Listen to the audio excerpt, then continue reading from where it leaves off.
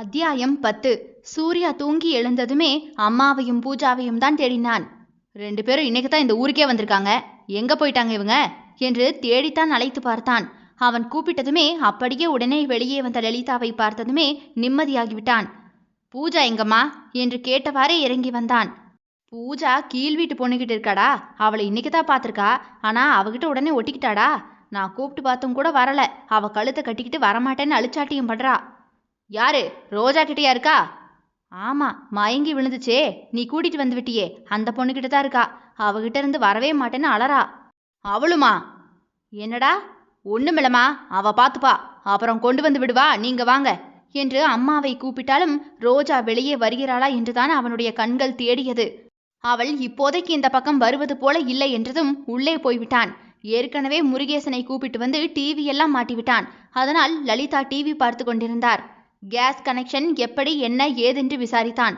எப்படியும் 1 வாரம் ஆகிவிடும், அதுவரையும் என்ன செய்வதென்று கேட்டுவிட்டு கீழ் வீட்டிலிருந்து வாங்கிக் கொள்ளலாம்.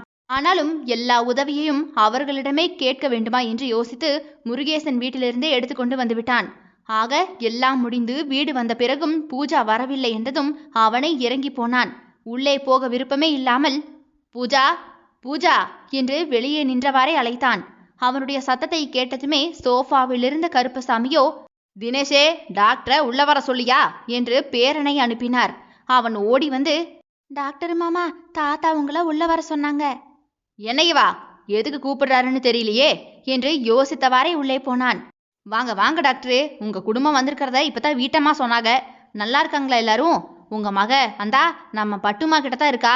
அவ மடியிலிருந்து இறங்கவே மாட்டேங்கிறா. வாங்க உட்காருங்க, சாப்பிட்டீங்களா என்று யதார்த்தமாகவே கேட்டார். இல்ல, இனிமேதான். பூஜாவை தேடி தான் நான் வந்தேன். பட்டுமா, அந்த பாப்பாவை இங்க கொண்டு வா, டாக்டர் தேடி வந்திருக்காரு பாரு.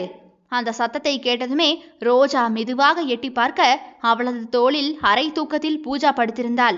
அப்பா, அவ இன்னும் தூங்கலப்பா, கீழேயே இறங்க மாட்டேங்கிறா, அழுறா. அவ தூங்குனதும் நான் புள்ளைய கொண்டு வரேன்னு சொல்லுங்கப்பா என்றவள் உள்ளே போய்விட்டாள். என் மகளை என்கிட்ட தரதுக்கு இவ்வளோ பிரச்சனையா என்று யோசித்தவன் பூஜா அவளது தோளில் படுத்திருப்பதை பார்த்து மனம் அப்படியே இலகி போய்விட்டது. மல்லிகா அங்கு வந்தவரோ, டாக்டரு, நான் தான் சாப்பாடு கொடுத்து விட்டுறேன்னு சொல்லியிருந்தனே, பிறகு எதுக்கு கேஸ்லாம் முருகேசன் கிட்ட வாங்கினீங்க? அது இல்லம்மா, ஆத்திர அவசரத்துக்கு வேணும்னு தான். என்ன ஆத்திர அவசரத்துக்குன்னு பேசுறீங்க டாக்டரு? எங்க ஊருக்கு வந்துவிட்டு உங்களை அப்படியா தவிக்க விட்டுருவோம். இருங்க, நான் சாப்பாடு கொடுத்து விடுறேன். சரிம்மா என்று தலையாட்டி விட்டான். அதற்கு மேல் என்னத்தை சொல்ல என்று அமைதியானவன், நான் வீட்டுக்கு போறேன், பாப்பா தூங்கிட்டா சொல்லிவிடுங்க, நானே வந்து தூக்கிட்டு போறேன். நீங்க பயப்படாம போங்க டாக்டரே, நம்ம வீட்டுல தானே பாப்பா இருக்கா, இங்கனையும் சின்ன பிள்ளைங்க இருக்கத்தானே செய்யறாங்க. சரிங்கய்யா என்று அங்கிருந்து கிளம்பி விட்டான். பூஜா இப்போது நன்றான தூக்கத்தில் இருந்தாள். அவளை மெதுவாக தோளிலிருந்து இறக்க அவ்வளவுதான், கண் முழிச்சு ஒரே அழுகை. மீண்டும் தோளில் எடுத்து போட்டுக்கொண்டாள். அவளது அழுகையை பார்த்து மொத்த வீட்டினருமே இதனடா வம்பா போச்சு என்று முழித்து கொண்டனர். குணசேகரன் தான் இப்போது, பட்டு, இதெல்லாம் வேலைக்காகாது சொல்லிட்டேன், போய் அவன் பிள்ளைய அவங்கிட்டே கொடுத்துட்டு வா என்று சத்தம் போட்டு விட்டான். அவளோ பாவமாகவே சரிண்ண என்று வெளியே வரவும் மல்லிகா ஒரு கூடையில் சாப்பாட்டையெல்லாம் எடுத்து வைத்து தினேஷிடம் கொடுத்துவிட்டு, அத்தை கூடையே போ, என்ன டாக்டர் பாட்டி இருக்காங்கல்ல, அவங்க கிட்ட கொடுத்துட்டு அத்தை கூடவே வா என்று சொல்லி அனுப்பினார். அங்கே லலிதா இருக்கிறார் என்கின்ற தைரியத்தில்தான் குணசேகரன் தங்கச்சியை டாக்டர் வீட்டிற்கே அனுப்பினான். ஆனா டாக்டர் யார் இருந்தாலும் இல்லாட்டியும் கிடைக்கிற கேப்ல கெடாவட்டி பொங்க வச்சிருவான்னு தெரியாம போச்சே குணசேகரா. ரோஜாவுக்கு டாக்டரை பார்க்கவும் பிடிக்கவில்லை, பேசவும் பிடிக்கவில்லை. பூஜா இப்படி ஒட்டிக்கொண்டே போக மாட்டேன் என்று அடம் பிடிப்பாள் என்று யாருமே எதிர்பார்க்கவில்லை. அவள் அழும்போது பாவமாக இருந்ததினால் அவளோடே வைத்திருந்து இப்போது தூங்கியும் விட்டாள். அதனால் குழந்தையை கொடுத்துவிட்டு போகலாம் என்றுதான் வந்தாள். இப்போதும் பூஜாவை கொடுக்கும் பொழுது முழித்து அழுவாளோ என்று பயந்தவாறேதான் மேலே போனாள். தினேஷ் அவளோடு உள்ளே போனவன் சாப்பாட்டை சூர்யாவின் கையில் கொடுத்துவிட்டு கீழே குடுகுடுவென்று ஓடி வந்து விட்டான். ரோஜாவோ வாசலிலேயே நின்றிருக்க அவளை பார்த்த சூர்யாவோ, ஏன் உள்ள வரமாட்டீங்களோ மகாராணி? எங்க வீட்டுக்குள்ள வரக்கூடாதுன்னு எதுவும் சங்கல்பம் பண்ணிருக்கியா என்ன? உங்க மகளை பிடிங்க, அவ அழுததுனாலதான் தூங்க வச்சு தூக்கிட்டு வந்திருக்கேன், இல்லனா இந்த பக்கமே கால் எடுத்து வச்சிருக்க மாட்டேன்னா என்று சொல்லித்தான் முடித்திருந்தாள் அவள். அவளது கைகளை பிடித்து உள்ளே இழுத்திருந்தான். அதற்குள் லலிதாவும் எட்டி பார்க்கவும், பாப்பாவை எங்கத்த படுக்க வைக்கணும் என்று யதார்த்தமாகவே அத்தை என்று கூப்பிட்டு விட்டாள். அதை கேட்டவனோ புருவத்தை உயர்த்தி, வரே வா என்று மெதுவாக சொல்லிவிட்டு சிரித்தான். எதுக்கு கிறுக்கு மாதிரி இழிக்க என்று அவளும் பல்லை கடித்தவாறே கேட்டாள். அதுவா, எங்க அம்மாவை அத்தைன்னு சொன்னல, அதுக்குத்தான். மயிறு என்று வெடுக்கென்று சொன்னவள் பூஜாவை அவனிடம் கொடுக்க தோளில் இருந்துதான் எடுத்தாள். உடனே ஆவென்று மீண்டும் உச்சஸ்தானியில் பூஜா அழ ஆரம்பிக்க மறுபடியும் தன் தோள் மேலேயே படுக்க வைத்து கொண்டாள் ரோஜா. இதனடா நமக்கு வந்து சோதனை என்று ரோஜாவே பயந்து விட்டாள். அவள் அப்படியே கட்டில்ல படுக்க வச்சிருமா, நான் பாத்துக்கிறேன் என்று லலிதா சொல்லவும் அவர் பின்னாடியே போனாள். அம்மா, சாப்பாடு ரோஜாமா கொடுத்து விட்டுருக்காங்க, இது அங்க வச்சிருங்க, நான் பாப்பாவை பாத்துக்கிறேன் என்று சூர்யா ரோஜாவின் பின்னாடியே ஹச்டாக் மாதிரியே போனான். ரோஜா குழந்தையை கட்டிலில் படுக்க வைக்கவும் மீண்டும் அழ அப்படியே முதுகில் தட்டி கொடுத்தாள். அவளோ ஒரு கையால் அவள் கழுத்தையும் மறு கையால் அவளுடைய செயினையும் கெட்டியாக பிடித்து வைத்திருந்தாள். என் மகளுக்கு உன்னை எப்படி பிடிச்சு வைக்கணும்னு தெரியுது, எனக்கு அந்த சூட்சமா தெரியலையே. அதை கேட்டதுமே கோபத்தில் அவனை முறைத்து பார்த்தவள், கொன்றுவேன் என்று பத்திரம் காட்டினாள். கொல்ல என்று மயக்கும் குரலில் கிறக்கமாகவே சொன்னான் சூர்யா. அவனுடைய மயக்கத்தை தெளிவிக்க லலிதாவோ, சூர்யா இங்க வாயேன் என்றழைத்தார். அவனோ என்னம்மா என்று கிச்சனிற்குள்ளாக போனான்.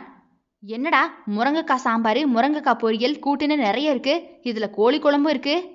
அம்மா, அது அவங்க நார்மலாவே அப்படித்தாம்மா சமைப்பாங்க, எடுத்து வச்சுட்டு தாங்க என்றவன் ரோஜா இருக்கும் அறைக்குள் போனான். பூஜாவை மெதுவாக தட்டி கொடுத்து அவளை சமாளித்துவிட்டு எழுந்து அவளை பார்த்தவாறே வந்தவள் அப்படியே சூர்யாவின் மீது மோதி நின்று விட்டாள். அவளை பிடித்து தன்னுடைய கை வளைவிற்குள் வைத்தவன், என்கிட்ட இருந்து எதுக்கு ஓடுற?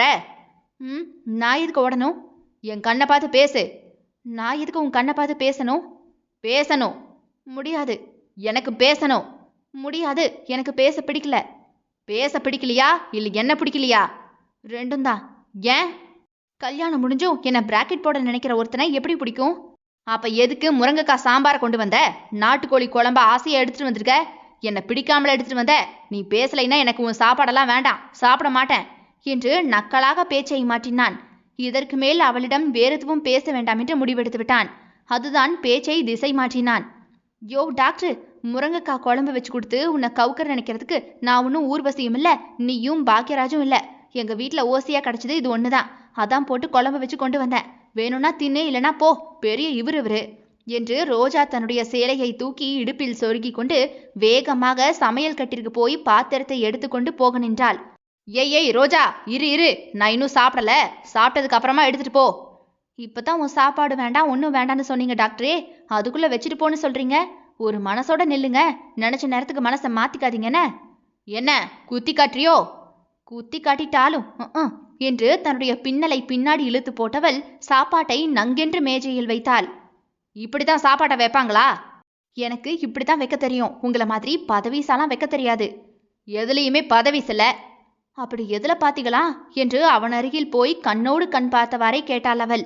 அவளது கண்ணை பார்த்தவன் கொஞ்சம் தடுமாறவும், ஏய் நீ போ, கீழே உங்க வீட்டுல உங்க அண்ணனுங்க தேடுவானுங்க பாரு, அப்புறம் என் தங்கச்சியை ஏதோ கையை பிடிச்சி இழுத்த மாதிரியே முறைப்பானுங்க.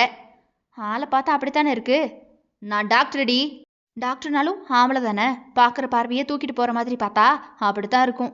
இப்படியே பேசிக்கிட்டு ஒரு நாள் இல்லைனா ஒரு நாள் நீங்க பண்ற அளப்பறைக்கு தூக்கிட்டு போக மாட்டேன், மொத்தமா முடிச்சுட்டே போயிடுவேண்டி. அது சரி, இதுதான் டாக்டர் மண்டைக்குள்ள இருந்துச்சோ? ஒரு பொம்பளை பிள்ளைக்கு அப்பா மாதிரியா பேசுறீங்க நீங்க? நீ மட்டும் ஒரு கல்யாணம் ஆகாத பொண்ணு மாதிரியா பேசுற? ஏதோ என் பொண்டாட்டி மாதிரில அதிகாரம் பண்ற. எது பொண்டாட்டியா? டாக்டரே, வார்த்தை வேற மாதிரி போகுது. ஒரு மாதிரியும் போகல, போடி இங்கிருந்து. யோ, இது ஏன் விடியா? வாடகை நான் கொடுக்குறேன்டி. சரிதான், பேரு தான் டாக்டர், நடந்துக்கிறதெல்லாம் ரவுடி மாதிரி. அதற்குள் கீழே இருந்து பட்டு என்று அவளது அப்பா அழைக்கவும், இதோட விட்டுட்டு போறேன், இதுக்கு மேல ஏதாவது பேசுனீங்க என்னடி பண்ணுவ என்று அவளை இடித்து கொண்டு வந்து நின்றான். உங்களுக்கு ஏன் தான் இப்படி புத்தி போகுது? உங்களுக்கு கல்யாணம் ஆகியிருக்குன்னு சொல்லாமலேயே எனக்கு ஏதோ உங்க காதலி ரேஞ்சுக்கு பாத்தீங்க. நானும் அதை நம்பினேன். ஆனா உங்க பொண்டாட்டி வெளிநாட்டுல இருக்காங்கன்னு, உங்களுக்கு ஒரு பொண்ணு இருக்கிறதும் இன்னைக்கு தான் நீங்க பூஜாவை கூட்டிட்டு வந்ததும் தான் தெரியுது. அப்ப நீங்க எவ்வளவு கேவலமான ஆளு. உங்க பொண்டாட்டி இல்லாத இடத்த என்ன வச்சு நிரப்ப பாக்குறீங்களா? அதுவும் டபுளா ஓட்ட பார்த்திருக்கீங்க நீங்க. அதை கேட்டதும் சப்பென்று ரோஜாவை அரைந்து விட்டான். அவனுக்கு கோபமே வந்துவிட்டது. அந்த கோபத்தை கட்டுப்படுத்தி கொள்ள முடியாமல் அடித்து விட்டான். அவன் அடித்ததுமே ஒரு நொடி அதிர்ந்து போனவள் அவனுடைய சட்டையை பிடித்து வேகமாக தன் பக்கம் இழுத்து கொண்டவள், ஒருத்தியோட மனசுல என்ன மாதிரியான பாதிப்பை ஏற்படுத்துறோன்னு தெரியாமலேயே நீங்க என் மனசோட விளையாடிட்டீங்க. ஒருத்தி உயிர் போகும்போது தேவைப்படக்கூடிய தண்ணீர் மாதிரி என் மனசுல ஒரு ஆசையை விதைச்சிட்டீங்க. இப்ப அதுக்கு என்ன பதில் சொல்லுவீங்க நீங்க? ரெண்டாம் தரமாவா வச்சுக்கிறேனா? சிச்சி, உன்னை எனக்கு பிடிக்கலடா, பிடிக்கவே இல்லை. பிடிக்கலைன்னா பிடிக்கலதான், பொறுக்கி பொறுக்கி போ என்று கன்னத்தை தடவியவாறே வேகமாக கீழே இறங்கியவள் வீட்டிற்கே தெரியக்கூடாது என்று முகத்தை தன்னுடைய புடவை முந்தானையால் துடைத்து விட்டு போவதை மேலிருந்து பார்த்தவனுக்கு நெஞ்சில் ரத்தம் வடிந்தது. ஏன் தாம் இவளிடம் நெருங்கினோம் என்று அவனை வெறுத்தான். ரோஜாவோ போயும் எனக்கு ஏன் இவனை பிடிச்சது என்று வேதனையில் தன்னைத்தானே திட்டிக் கொண்டிருந்தாள். ஆக ரெண்டும் முத்தன கேசால இருக்கு, அவ்வளோதான். ஒருத்தர் நேசத்தால் பைத்தியமாக்கிக்கிறாங்கய்யா. அத்தியாயம் 11. ரோஜா காலையில் பள்ளிக்கு கிளம்பி தன்னுடைய வண்டியை எடுக்கவும் சூர்யாவும் தன்னுடைய மகளை பள்ளியில் விடுவதற்காக ஹாஸ்பிட்டலிலிருந்து வண்டியில் வேகமாக உள்ளே நுழைந்தான். ஏற்கனவே காலையில் எழுந்ததிலிருந்தே பூஜா அழுது கொண்டே இருக்கவும் அவளை ஸ்கூலுக்கு கிளம்புவதற்குள்ளாக லலிதாவுக்கு போதும் என்றாகிவிட்டது. சூர்யாவுமே ராத்திரி முழுக்க தூங்கவே இல்லை. மகள் உருண்டு புரண்டு அழும்போதெல்லாம் தன்னுடைய தோளில் தூக்கி போட்டு தட்டி கொடுத்து தூங்க வைத்தவனுக்கு தன்னுடைய வாழ்க்கையை நினைத்து மனம் வெறுத்து போய் இரவில் பால்கனியில் உலாத்தி கொண்டிருந்தான். அவனால் அடுத்து என்ன என்று யோசிக்க கூட முடியவில்லை. அவன் எடுத்த தீர்மானத்தில் அவனாலேயே நிற்க முடியவில்லை. அதனால்தான் பால்கனியில் நடந்தான். அதற்கு பிறகு தூக்கம் வராமல் புரண்டு எப்போது தூங்கினான் என்றே தெரியாது. அதற்கு பிறகு தூங்கி எழுந்து ஹாஸ்பிட்டலுக்கு டியூட்டி கிளம்பிவிட்டான். இப்போது அவசரமாக மகளை ஸ்கூலுக்கு கொண்டு விட வந்தான். அப்போதுதான் ரோஜாவுமே வண்டியை எடுக்க அவள் வண்டிக்கு முன்பாக அவனும் வண்டியை கொண்டு விட்டிருந்தான். அவளும் வண்டியை பின்னாடி எடுக்கிற போல இல்லை, அவனும் அப்படியேதான் நின்று விட்டான். அவளுக்கும் அவன் மீது கோபம், அவனுக்குமே கோபம். இதில் நடுவில் மாட்டிக்கொண்டது 2 பேருடைய வண்டி மட்டும்தான். அவளும் உரு வண்டியை ரேஸ் பண்ண அவனுமே அதையே செய்தான். அந்த சத்தத்தில் அப்போது வெளியே வந்த லலிதா பூஜாவை கையில் பிடித்திருந்தார். சூர்யாவை பார்த்ததுமே அழுது கொண்டே மாடியிலிருந்து இறங்கி வந்த பூஜா சூர்யாவிடம் ஓடி வந்தாள். அவன் அவளை தூக்கி வண்டியில் வைத்தபோதுதான் எதிரில் ரோஜா வண்டியில் இருப்பதையே பார்த்து விட்டாள். நானா மிஸ் கிட்ட போறேன் என்று கையை நீட்டி அழுதாள் அவள். சூர்யா அதை கண்டு கொள்ளாமல் வண்டியை ரிவர்ஸில் எடுத்து திருப்பினான். அதற்குள் அவனுடைய வண்டியிலிருந்து பூஜா இறங்கி ரோஜாவிடம் போவதற்கு முயன்றாள். அவளை இழுத்து பிடித்து வைத்த சூரிய பிரகாஷோ, பூஜா, டாடி சொல்றத கேட்கணும், இல்லனா உன்னை உங்க அம்மா கிட்ட கொண்டு போய் விட்டுருவேன் பாத்துக்க என்று கோபத்தில் சத்தம் போட்டு விட்டான். அதை கேட்டதுமே பூஜா பயந்து போய் அழுகையை நிறுத்தினாலும் கூட அழாமல் அழுகையின் மிச்சம் அவளுடைய தொண்டைக்குள்ளும் கண்ணுக்குள்ளும் மிச்சம் இருந்தது. அதற்குள் சூர்யா வண்டியை எடுத்துக்கொண்டு கேட்டிற்கு வெளியே போய்விட்டான். அதை பார்த்ததுமே ரோஜாவுக்கு கோபம் கண்ணா பின்னாவென்று தன்னை அறியாமல் வந்துவிட்டது. உடனே தன்னுடைய வண்டியை எடுத்தவள் வேகமாக வந்து அவனுடைய வண்டிக்கு முன்பு போய் நின்று குறுக்காக விட்டு வழி மறைத்து விட்டாள். அதை எதிர்பாராத சூர்யாவோ சட்டென்று பிரேக்கை போட்டு வண்டியை நிறுத்தி அவளை பார்த்து முறைத்தவன், அறிவிற்காடி, வண்டியை இப்படி வந்து வழி மறைக்கிற? பாப்பா விழுந்திருந்தா என்ன பண்ணுவ என்று திட்டிக் கொண்டிருந்தான். அவளோ அதையெல்லாம் கண்டு கொள்ளாமல் வேகமாக வண்டியை நிறுத்திவிட்டு அவன் முன்பாக வந்து நின்றாள். பூஜாவை அவனிடமிருந்து இழுத்து தன்னுடைய கைகளில் தூக்கி கொண்டவள் தன்னுடைய வண்டியின் முன்பக்கம் நிற்க வைத்தாள். இவள் என்னதான் செய்கிறாள் என்று சூர்யா பார்த்திருக்கும் பொழுதே வண்டியை எடுத்துக்கொண்டு அப்படியொருத்தன் இருப்பதை பொருட்படுத்தி கொள்ளாமல் சென்று விட்டாள். அவள் தூக்கியதுமே முகம் மலர்ந்த பூஜாவோ அவளது வண்டியில் ஏறியதுமே சூர்யாவை பார்த்து சிரித்தாள். உடனே ரோஜா வண்டியை எடுத்ததுமே சூர்யாவுக்கு டாடா காட்டினாள் பூஜா. ஏய் பூஜா என்று அவன் கையை போட்டு வண்டியை பிடிக்க நினைத்தான். ரோஜாவோ அவனுடைய கையை தட்டி விட்டுவிட்டு தன்னுடைய உதட்டசைவில் பொலல்லை என்று சொல்லிவிட்டு அவள் பாட்டிற்கு போய்விட்டாள். எனதே போடா டேயா, உன்னை என்ன செய்யறன்னு பாரு என்று முணுமுணுத்தான். அவ்வளவு டீசண்டாவெல்லாம் அவ சொல்லல டாக்டரு, பச்சையா பொலல்லைன்னு சொல்லிட்டு போறா. கோபமே வராம அவளை பார்த்துக்கிட்டே நிக்கிற நெட்டக்கொக்கே. சூர்யாவோ போகும் ரோஜாவின் வண்டியை பார்த்திருந்தான். அது தன்னுடைய கண்ணை விட்டு மறையும் வரை பார்த்து கொண்டே இருந்தான். அவள் தன்னுடைய கண்ணை விட்டு மறைந்ததும் தான், ஐயோ இவ பூஜாவை தூக்கிட்டு போறாளே என்று பின்னாடியே போக நினைத்தான். ஆனால் வேண்டாம், என்னதான் செய்கிறாள் என்று பார்ப்போமே என்று வண்டியை ஹாஸ்பிட்டலுக்கு விட்டுவிட்டான். அவனுக்கு ஏனோ மனம் கொஞ்சம் நிறைவாகவே இருந்தது. ரோஜா தன்னுடைய மகளது கண்களை வைத்தே அவளை கண்டு கொள்கிறாள். அந்த அன்பே அவளுக்கு போதுமென்று நிறைவு வந்துவிட்டது. ஆனாலும் இந்த அன்பு மொத்தமாக காலம் முழுக்க கிடைக்காதுதான். அது இப்போது கிடைக்கும் வரைக்கும் என் மகளுக்காவது நேசத்தின் நிழல் கொஞ்சமேனும் கிட்டட்டுமே என்று பெருமூச்சு விட்டவன் தன்னுடைய வேலையில் கவனம் வைத்தான். முருகேசன் அவனோடவே இருந்தான். நோயாளி, மருந்து, மாத்திரைகள் என்று மத்தியானம் வரைக்கும் எப்படி நேரம் போச்சு என்றே தெரியவில்லை. அப்போதுதான் லலிதா போன் பண்ணினார். என்னம்மா, சொல்லுங்கம்மா என்று காதில் போனை வைத்தவாறே வேலையை முடித்து கையை கழுவி கொண்டிருந்தான். பூஜாவுக்கு என்ன என்று பதறிவிட்டான். பூஜாவை போய் பாத்தியா நீ? ஸ்கூல்ல எப்படி இருக்காவ? சாப்பிட்டாளா? நீ கொண்டு போய் விடும்போது அழுதாளா? நான் எங்க கொண்டு போய் விட்டேன்? என்னது, நீ கொண்டு போய் விடலையா? அப்ப யார் அவளை ஸ்கூலுக்கு கூட்டிட்டு போனது? உனக்கு அறிவே கிடையாதாடா? குழந்தைய இப்படி போய் விட்டுருக்க. நீ எல்லாம் என்னத்த டாக்டரோ போ. நான் போய் பார்க்கலாம்னா எனக்கு வழி வேற சரியா தெரியாதே என்று பேத்திக்காக அங்கலாய்த்தார். அம்மா, கொஞ்சம் சொல்ல வரத கேக்குறியா? சொல்லு. பூஜா அவங்க கிளாஸ் மிஸ் ரோஜா கூட போயிருக்கா என்று காலையில் நடந்தவற்றை சொன்னான். மகன் அழும் பேத்தியை அழைத்து கொண்டு வெளியே சென்றது வரைக்கும் தான் அவருக்கு தெரியும். ஆனால் ரோஜா வண்டியை மறைத்து பேத்தியை தூக்கி கொண்டு போனது அவருக்கு தெரியாதே. இப்போது அவன் சொல்லவுமே, ஓ அப்படியா என்று கேட்டவருக்கு, இந்த ரோஜா எதுக்கு எல்லாத்துலயும் தலையிடுறா என்று எரிச்சல் தான் வந்தது. அவர்கள் 2 பேருக்கும் இடையில் ஏதோ நடக்கிறதென்று யூகித்தவர்தான். ஆனால் அது பூஜா விஷயத்திலும் ரோஜா தலையிடுவது யோசிக்கவே வைத்தது. அதனால் அமைதியாகிவிட்டார். சூர்யா இப்போது ஹாஸ்பிட்டலிலிருந்து முருகேசனையும் வண்டியில் அழைத்து கொண்டு ஸ்கூலுக்கு போனான். பூஜா கிளாஸ் எது என்று கேட்காமல் ரோஜா மிஸ் கிளாஸ் எது என்று கேட்டுவிட்டு உள்ளே போனான். அங்கு எதுவுமே யாரிடமும் கேட்டுக்கொள்ளாமல் நேராக அவளது கிளாஸுக்கே போய் நின்றான். அங்கே பார்த்தால் பூஜா மட்டும் அவளது மடியில் ஏறி உட்கார்ந்திருக்க அவள் சாப்பாடு ஊட்டி கொண்டிருந்தாள். இதெல்லாம் வக்கனையா செய்யி, ஆனா நான் என்ன சொல்ல வரேன்னு மட்டும் கேட்காத.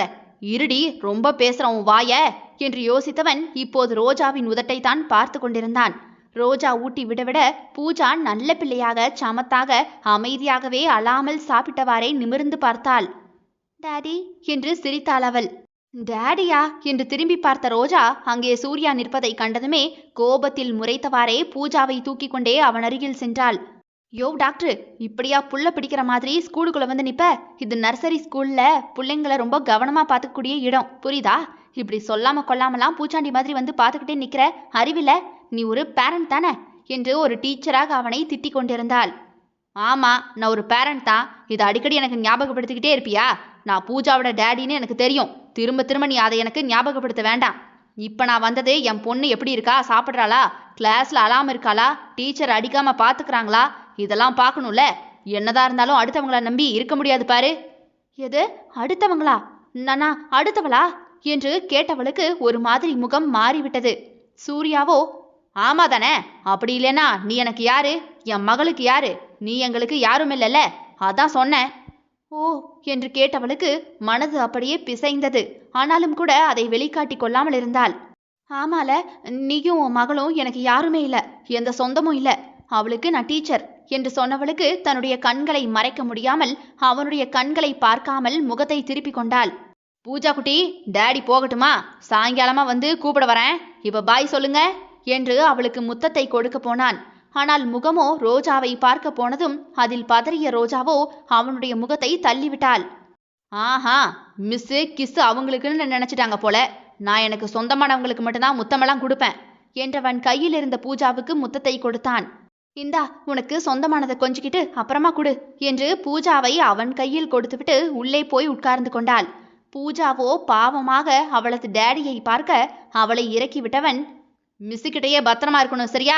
எங்கேயும் போகக்கூடாது என்று மீண்டும் ஒரு முத்தத்தை வைத்துவிட்டு போவதற்காகவே நின்றிருந்தான். பூஜா ஓடிப்போய் ரோஜாவின் மடியில் ஏறி உட்கார்ந்து கொண்டாள். அவள் திரும்பி பார்ப்பாள் என்று சூர்யா பார்த்திருக்க அவளோ அவனை கண்டு கொள்ளவே இல்லை. சிறிது நேரம் நின்று பார்த்தவன் இது வேலைக்காகாது என்று போவதற்காக 2 எட்டு தான் எடுத்து வைத்தான். அவன் போகிறான் என்றதுமே ரோஜா அவனை திரும்பி பார்த்தாள். அடுத்த நொடியே ஸ்டைலாக திரும்பி அவளை பார்த்து கண்ணடித்தவன் யாருக்குமே தெரியாமல் உதட்டை குவித்து பறக்கும் முத்தம் ஒன்றை கொடுத்துவிட்டு போய்விட்டான். ரோஜாதான் இப்போது, இவன் என்ன இப்படி இருக்கான்? டேய் டாக்டர், என்னை பத்தி என்னதாண்டா நினைச்சுக்கிட்டு இருக்க? உனக்கு எங்க அண்ணனுங்க தாண்டா சரி. இனி எங்க அண்ணனுங்க கிட்ட உன்னை சொல்லி கொடுக்குறேன் பாரு, அப்பதான் நீயும் சரியா வருவ என்று கோபத்தில் திட்டிக் கொண்டிருந்தாள். அவள் திட்டுவதை பார்த்ததுமே பூஜா பயந்து போய் உதட்டை பிரிக்கி அழத் தொடங்கவும், ஐயோ இவளை மறந்துட்டனே என்று அவளை சமாதானப்படுத்தினாள். இவர்களது சண்டையும் கோபமும் இப்படியே 1 வார காலம் போய்கொண்டிருந்தது. அந்த 1 வாரமுமே பூஜாவை ரோஜாவை கூட்டிக் கொண்டு போய்விட்டு அவளோடே அழைத்து கொண்டு வந்து விடுவாள். சூரிய பிரகாஷோ அவளை பார்க்கும் நேரமில்லாமே அவளை வம்புக்கு இழுக்கத்தான் செய்கிறான். அவள்தான் அதை கண்டு கொள்ளாமல் கடக்க தொடங்கிவிட்டாள். அதுவுமே அவனுடைய மனதில் ஒருவிதமான வலியை கொடுத்தது. ஆனாலும் அவளோடு வம்பு வளர்க்கவில்லை என்றால் அவனுடைய நாள் நன்றாகவே இருக்காது.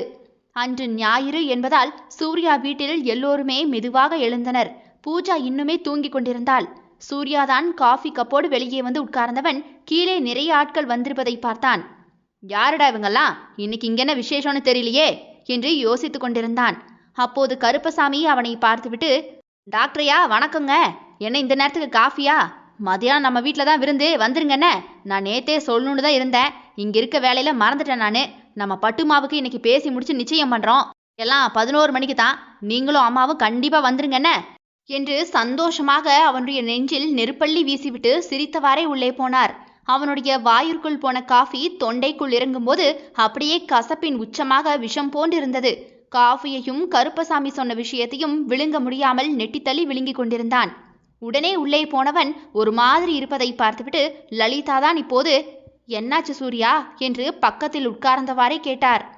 ஒன்னுல்லம்மா, கீழே ஏதோ ஃபங்க்ஷன் போல, கருப்பசாமி ஐயா கூப்பிட்டாரு. உங்ககிட்ட அவர் சொன்னாரா? எனக்கு மல்லிகா நேத்தே சொல்லிட்டாங்கடா. பட்டுமாவுக்கு நாளைக்கு நிச்சயதார்த்தம் செய்கிறோம், வந்துருங்கன்னு. அவளை ஆசீர்வதிங்கன்னு சொன்னாங்க. பூஜா எழுந்ததுமே குளிக்க வச்சு கூட்டிட்டு போகணும். ஓ, நேத்தே சொல்லிட்டாங்களா? சரி, அப்ப போயிருவோம் என்றவன் குளித்து உடை மாற்றி விட்டு ரெடியாகினான். லலிதாவுமே பூஜா எழுந்ததும் ரெடி பண்ணி கீழே கூட்டி கொண்டு போகவும், வாங்க டாக்டரு என்று அழைத்து சொந்தங்களோடு உட்கார வைத்தனர். ரோஜாவுக்கு பார்த்திருக்கும் மாப்பிளை அங்கே உட்கார்ந்திருந்தான். அவன் பேங்க் ஆபீசர். அவனை பார்த்ததுமே, இந்த மாப்பிளை எப்படி ரோஜாவுக்கு சரியா இருப்பான் என்று மனதிற்குள் கருவி கொண்டிருந்தான். அதை தவிர இப்போது அவனால் ஒன்றும் செய்யவும் முடியாது, சொல்லவும் முடியாதே. கருப்பசாமியின் முகத்திலோ 1000 வாட்ஸ் பல்ப் எரிந்தது. தன் மகளுக்கு கல்யாணம் என்றதுமே வயது குறைந்தது போன்று ஓடியாடி வேலையை சொல்லிக் கொண்டிருந்தவரை பிடித்து இப்போது சபையில் உட்கார வைத்திருந்தனர். அடுத்து அங்கு பெண்ணை அழைக்கவும் ரோஜா கைகள் நடுங்கியவாறே வந்தாள். அவளுக்கான பயம் அவளை பாடாய்படுத்தி கொண்டிருக்க அண்ணனுங்க 2 பேரையும் ஏறிட்டு பார்த்தாள் அவள். நாங்க இருக்கோம் பட்டுமா, பயப்படாத என்று கண்ணை காண்பித்தனர். அடுத்து நிச்சயம் நடக்க தட்டை மாற்றப் போகும்போது மாப்பிள்ளை கேட்ட கேள்வியில் அப்படியே எல்லோருமே ஸ்தம்பித்து அதிர்ச்சியில் நின்றுவிட, இந்த வாரனும் என் பிள்ளைக்கு இல்லாம போயிருச்சே என்று பதட்டப்பட்ட கருப்பசாமி அப்படியே மயங்கி விழுந்துவிட்டார். அத்தியாயம் 12. ரோஜா வந்து உட்கார்ந்ததுமே மாப்பிள்ளை வீட்டாரிடம் கருப்பசாமியும் குணசேகரனும் பேசினார்கள். எங்க பட்டுமாவுக்கும் உங்க மகன் வெங்கடேசனுக்கும் கல்யாணம் முடிஞ்சதும் அடுத்த மாசமே உங்க மக ஜீவிதாவுக்கும் என் 2வது மகன் கருணாகரனுக்கும் கல்யாணத்தை முடிச்சிடலாம். உங்களுக்கு சம்மதம்னா இப்பவே தட்டை மாத்திக்கலாம். அடுத்த மாசம் கல்யாணத்தை வைக்கிறதுக்கு தேதி குறிக்கலாம் என்று பேசி கொண்டிருந்தனர். எல்லோருமே தலையசைத்து சம்மதம் சொல்லிவிட, அப்ப தட்டை மாத்திக்கலாம் என்று இரு வீட்டு பெரியவர்களும் ஒரு மனதாக முடிவெடுத்து தட்டை மாற்றிக்கொண்டு உட்கார்ந்தனர். சூர்யா ரோஜாவையே பார்த்திருந்தான். தன்னுடைய கண்களால் வேண்டான்னு சொல்லு, இதை எப்படியாச்சும் நிறுத்து என்பது போன்றே அவளை பார்த்தான். அவளோ ஏற்கனவே பயத்தில் இருந்தாள்.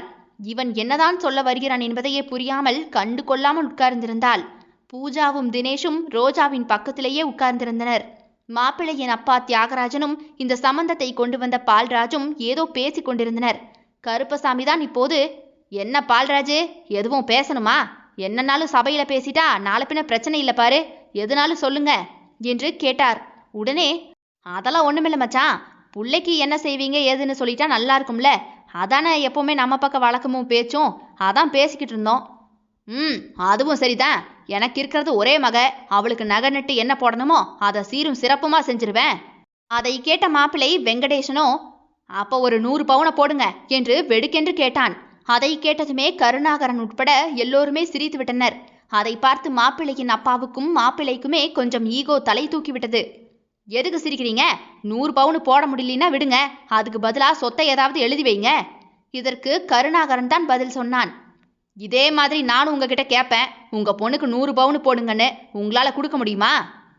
அது என் பொண்ணு உங்க பொண்ணு ஒன்னா என்று அவர் வெடுக்கென்று கேட்டுவிட்டார். அந்த கேள்வியில் கண்கள் கலங்க சட்டென்ற ரோஜா தன்னுடைய அண்ணனை பார்த்தாள். வெங்கடேசின் தங்கச்சி இப்போது கருணாகரனை ஏறிட்டு பாவமாகவே பார்த்தாள். அவளது கண்களில் ஏதும் பிரச்சனை பண்ண வேண்டாம் என்று கெஞ்சலே இருந்தது. இதுதான் மாப்பிள்ளையின் தங்கை, தனக்காக பேசி முடித்திருப்பவள் என்றெல்லாம் தெரியும் அவனுக்கு. ஆனாலும் அவளிடம் அவன் பேசவே முற்பட்டதில்லை. இன்று காலை இங்கு வந்திறங்கியதுமே அவளை பார்த்தான், அவ்வளவுதான். அதற்கு பிறகு அவளது கண்களின் மொழியை இப்போதுதான் படிக்கிறான். ஆனால் அவனுக்கு கோபம்தான் ஏறியது. என்ன மாதிரியான குடும்பம் இது? இப்படி பணம் நகைன்னு பேசுறாங்க. அப்ப நம்ம வசதி வாய்ப்பெல்லாம் பார்த்துதான் இந்த பொண்ணை நம்மளுக்கு கல்யாணம் பண்ண சம்மதிச்சிருப்பாங்களோ என்றுதான் அவனுக்குமே எரிச்சல் வந்தது. அதனால் அவள் பேசியவற்றை கண்டு கொள்ளாமல் தன்னுடைய முகத்தை திருப்பிக் கொண்டான். அதை கேட்டதுமே சூர்யாவுக்குமே கோபம்தான் வந்தது. எந்த எதிர்வினையுமே ஆற்ற முடியாதே. அப்புறம் நீ யாருடா எங்க குடும்பத்துக்குள்ள வரன்னு கேட்டுருவானுங்களே என்று தன்னை அடக்கி கொண்டு விட்டு உட்கார்ந்து விட்டான். ரோஜாவின் கைகள் மறுபடியும் நடுங்க ஆரம்பித்தது. மீனாதான் அவளது தோளை பிடித்து ஒன்னோல பட்டு என்று ஆறுதல் படுத்தினாள். உடனே தியாகராஜனோ, வெங்கடேசே நீ சும்மா இருப்பா, நாங்க பெரியவங்க பேசிட்டு இருக்கோம்ல, நீ பேசாத என்று சத்தமிட்டார். அவனோ கோபத்தில் உரென்று முகத்தை திருப்பி கொண்டான். கருப்பசாமி தான் இப்போது, சமந்தி எங்களை பத்தி விசாரிக்காம பேசிப்புட்டீங்க, அதான் சிரிச்சிட்டோம். என் பொண்ணுக்கு 100 பவுனா போட மாட்டேன், அவளுக்குன்னா 300 பவுனே போடுவேன், அதெல்லாம் பிரச்சனையே இல்லை. என் சொத்துல 3 பங்கு சரிபாதியா பிரிச்சு எழுதி என் மகளுக்கு 1 பங்கை தந்துருவேன். இதுல எந்த மாத்தமும் பின்னாடி வராது. என் பொண்ணு நல்லா வாழணும், அதுவும் ரொம்ப நல்லா சந்தோஷமா வாழணும், அதான் எங்க ஆசையே. அதை கேட்டதுமே வெங்கடேசனும் தியாகராஜனுமே அவ்வளவா என்று மனதிற்குள்ளாகவே கணக்கு வேறு போட்டு கொண்டனர். அப்படியா, அது சரி சமந்தி, சும்மா பேசணும்னு தான் நாங்க கேட்டோம். உங்க பொண்ணுக்கு நீங்க எவ்வளவு போடணுமோ போடுங்க, செய்யணுமோ செய்யுங்க என்று கொஞ்சம் தனிந்து பேசுவது போல மாப்பிள்ளை வீட்டினர் தனிந்து போய்விட்டனர். உடனே ஜீவிதா தன்னுடைய அம்மா ராஜலட்சுமியிடம், இதென்னம்மா இப்படியெல்லாம் அப்பா கேட்குறாங்க, அண்ணனும் கூட சேர்ந்து பேசுகிறான், அவங்க வேற 300 பவுனு 400 பவுன்னு பேசுகிறாங்களேம்மா, இதில் வேற சொத்தெல்லாம் பங்கு கொடுக்குறேன்னு வேற சொல்கிறாங்க, அவங்க பண்ணுற மாதிரி நம்மக்கிட்ட கேட்டால் நம்ம என்னம்மா பண்ண முடியும் என்று கேட்டாள். உடனே, அதெல்லாம் கேட்கட்டும் கேட்டு வாங்குறதுல தப்பில்லை, நம்ம உனக்கு தான் வரன் பேசணும், ஒரு 50 பவுனு போட்டு உனக்கு கட்டி கொடுக்கலாம் அப்படின்னு தான் பார்த்தோம். ஆனால் அவங்களா தான் அவங்க பொண்ணுக்கு வரன் பார்க்குறோம், பொண்ணெடுத்து பொண்ணு கொடுக்கலாம் அப்படிங்கிற மாதிரி வழியே வந்தாங்க. அப்போ நம்ம கேட்டால் ஒன்றும் தப்பில்லை என்று கொஞ்சம் கூட யோசிக்காமல் சொன்னார். அம்மா, அதுக்காக இப்படி மனசாட்சி இல்லாமலாம் கேட்பீங்களாம்மா? அவங்க திருப்பி கேட்டால் நம்மளால செய்ய முடியாதுன்னு தெரியும்ல, கொஞ்சம் அடக்கி வாசிக்கிறீங்களா 3 பேரும் என்று திட்டினாள். ஏய் சும்மா ரெடி, அதான் அப்பாவும் அண்ணனும் பேசிக்கிட்டு இருக்காங்களே, நீ எதுக்கு இடையில என்கிட்ட வந்து சண்டை போடுற? இப்ப அவங்க பேசி முடிச்சிட்டாங்க, நீ சும்மா அடக்காம உட்கார் என்ன என்று மகளை வார்த்தையால் அடக்கினார். நேற்று நைட்டு வரைக்கும் நல்லா தானே இருந்தாங்க எல்லாரும், பணம் சொத்துனுடனே இவங்க எல்லாருமே மாறிட்டாங்க போல இருக்கு என்று மனதிற்குள் தன்னுடைய குடும்பத்தை வறுத்து கொண்டே இருந்தாள் ஜீவிதா. பால்ராஜ் தான் இப்போது, கருப்பசாமி மச்சான் சொன்னதை சொன்னபடி செய்வாரு என்று அந்த பேச்சை அதோடு முடிக்க முயன்றார். ஆனால் சில மனிதர்களுக்கு பேராசை தலை தூக்கும் பொழுது எவ்வளவு கொடுத்தாலும் போதாது என்று நிறைவில்லாத எண்ணமே மேலோங்கும். அப்படித்தான் வெங்கடேசிற்குமே இது போதாது, இன்னும் இன்னும் கேட்டு வாங்க வேண்டும் என்கின்ற பேராசை மேலோங்கி இருந்தது. சித்தப்பா, இப்பவே எல்லாம் பேசி முடிச்சிருங்க. கல்யாணத்தன்னைக்கு 300 பவுனு நகையும் அவங்க என்னென்ன சொத்துக்கள் அவங்க மக பேரில் எழுதி வச்சிருக்காங்களோ அந்த பத்திரங்கள் எல்லாம் என் கைக்கு வந்தா தான் நான் தாலியே கட்டுவேன். அதுக்கப்புறமா மாப்பிள்ளை இப்படி சொல்லிட்டாரு அப்படி சொல்லிட்டாருன்னெலாம் நம்மளை யாரும் குறை சொல்லக்கூடாது என்று கொஞ்சம் தெளிவாக பேசுகிறேன் என்று பைத்தியக்காரத்தனமாகவே பேசி கொண்டிருந்தான். அவளுக்குள்ள நகைய கல்யாணத்தன்னைக்கே அவ கழுத்துல போட்டுதான் அனுப்புவோம். ரொக்கமா எவ்வளவு பணம் வேணும்னாலும் கேளுங்க, அதை தரோம். ஆனா சொத்து பத்திரங்கள் அதையெல்லாம் இப்பவே தர முடியாது, அது என் தங்கச்சி பேர்ல இருக்கு, ஆனா உங்க கையில அதெல்லாம் தரமாட்டோம் என்று குணசேகரன் முடிவாகவே சொல்லிவிட்டான். உடனே கருப்பசாமியும் குணசேகரனை பார்த்து, குணா, எதுக்கு இவ்வளவு போட்டு பேசிக்கிட்டு இருக்க நீ? நான் சம்பாதிச்சது எல்லாமே என் மகளுக்கு தான், அவன் நல்லா வாழணும்னா கூட 2 சொத்தையும் சேர்த்து எழுதி கொடுத்துட்டு போறேனா? ஏன் போட்டு இவ்வளவு பிரச்சனையா பேசணும்? சொத்து பத்திரம் கொடுக்கறதுல என்ன தப்பு இருக்கு? அது அவளுக்கு செய்ய வேண்டியதானே என்று தன்மையாக பேசினார். அவரை பொறுத்தவரை மகளுக்கு நல்ல வாழ்க்கை அமைய வேண்டும் என்கின்ற எண்ணத்தில் எது கேட்டாலும் கொடுக்கலாம் என்று தாராள மனதில் இருந்தார். அப்பா, அது இல்லப்பா, 300 பவுன் நகை கொடுக்குறோம், சொத்து அவளுக்கு தான் எழுதி வச்சிருக்கோம், அந்த சொத்துல வர்ற எல்லாத்தையுமே அவங்க அனுபவிக்கட்டும்பா. ஆனா பத்திரங்கள் அவளுக்கு இப்போதைக்கு அதெல்லாம் கொடுக்க வேண்டாம்ப்பா, அதான் நல்லது. அதை நம்ம தீர்மானமா இப்பவே சபையில பேசிட்டோம்னா பிரச்சனை இல்லை பாருங்க. அதுக்கு பதிலா எத்தனை லட்சம் வேணும்னு கேட்க சொல்லுங்கப்பா, நம்ம ரொக்க பணமா தட்டில் வச்சு கொடுத்துருவோம், அதான் அவளுடைய எதிர்காலத்துக்கும் கூட நல்லதுப்பா என்று தன்னுடைய தங்கையின் வாழ்க்கைக்காக குணசேகரன் யோசித்து சொன்னான். அதை கேட்டதுமே வெங்கடேசனோ கோபத்தில் பொங்கி எழுந்து, சொத்து பத்திரத்தை ஏன் தரமாட்டீங்க? எங்க மேல நம்பிக்கை இல்லையா உங்களுக்கு? உங்க வீட்டு பொண்ணு விதவைன்னு தெரிஞ்சும் கூட கல்யாணம் முடிஞ்சு வேற எதுவும் நடக்கல, கன்னி பொண்ணுதான்னு நீங்க சொன்னதையும் நாங்க நம்புறோம்ல, அதான் நிச்சயமே பண்ண வந்தோம் நாங்க. ஆனா பாருங்க, இங்க வந்த பிறகுதானே தெரியுது உங்க வீட்டு பிள்ளைக்கு குழந்தை பிறக்கிறதுக்கு வாய்ப்பே இல்லைன்னு டாக்டர்ஸ் எல்லாம் சொன்னதா வேற சொல்றாங்களே. அப்படி ஒரு பேச்சு இருக்குது. அதையும் மீறி உங்க பொண்ணை நான் கட்டிக்க சம்மதிக்கிறேன், கல்யாணம் பண்ணி வாழ்க்கை கொடுக்குறேன்ல, அப்ப எனக்காக நீங்க இதெல்லாம் செய்யறதுல என்ன பிரச்சனை உங்களுக்கு என்று மிக கேவலமாக உண்மையை உடைத்து பேசிவிட்டான். அதை அவன் சபையில் அத்தனை பேரின் முன்னாடியும் சொன்னதும் ரோஜாவோ அதிர்ந்து போய் எழுந்து விட்டாள். அவன் பேசியவற்றை தாங்கிக் கொள்ள முடியாமல் சத்தமாக வெடித்து அழுது கொண்டே உள்ளே ஓடிவிட்டாள். இதையெல்லாம் கேட்டுக்கொண்டிருந்த சூர்யாவும் லலிதாவும் அதிர்ச்சியோடு அவளைத்தான் வேதனையோடு பார்த்திருந்தனர். இவளுக்கு கல்யாணம் ஆயிடுச்சா? இவ விதவியா என்று லலிதா யோசனையோடே இருந்தார். இவளுக்கு குழந்தை பிறக்காதுன்னு டாக்டர் சொன்னாங்களா? அது எப்படி சொல்லியிருப்பாங்க என்று அவன் ஒரு மருத்துவனாகவே யோசித்துக் கொண்டிருந்தான். கருப்பசாமியோ உடனே கோபத்தில் எழுந்தவர், என்ன தம்பி ஓவரா பேசுறீங்க? என் பொண்ணை கல்யாணம் பண்ணிக்க போறவருங்கிற காரணத்துக்காக தான் நானும் என் மகன்களும் இவ்வளவு நேரம் மரியாதை கொடுத்து பேசிட்டு இருந்தோம். ஆனா அவளோட குறையெல்லாம் நிறைவாக்க பணமும் நகையும் சொத்துக்கள் தான் வேணும்னா அப்படி நீ அவளை கல்யாணம் பண்ணிக்க வேண்டிய அவசியமே கிடையாது. இப்பவே இங்கிருந்து வெளியே போயிருங்க. பால்ராஜே, உங்க அண்ணன் குடும்பத்தை கூட்டிட்டு போப்பா என்று கருப்பசாமி அடிக்காத குறையாக அவர்களை விரட்டி விட்டார். இதை வெங்கடேசன் தியாகராஜன் எதிர்பார்க்கவே இல்லை போல. உடனே கொஞ்சம் தணிந்து, அது இல்ல சம்மந்தி, என் மகன் என்ன சொல்ல வந்தானா அது என்று பேசுவதற்கு முயன்றார். ஆனால் கருப்பசாமியோ அவரை கையை காட்டி நிறுத்தி, பேசாத, மரியாதையா வெளியே போயிரு என்று கைகளினாலே சொல்லிவிட்டார். வெங்கடேசனோ, ஐயையோ, வாய் தவறி எல்லாத்தையும் போட்டு உடைச்சிட்டமே என்று நினைத்தாலும் தன்னுடைய கெத்தை விட்டு கொடுக்க முடியாமல் அமைதியாகவே நின்றிருந்தான். இவ்வளவு நடக்கும் என்று எதிர்பார்த்திராத ஜீவிதாவோ கருணாகரனை ஏறிட்டு பார்த்தாள். அவன் ஏதாவது சொல்வான் சொல்வான் என்று காத்திருந்தாள். அவனோ அவளை கண்டு கொள்ளவே செய்யாமல் தன்னுடைய தங்கையை பார்க்க ஓடிவிட்டான்.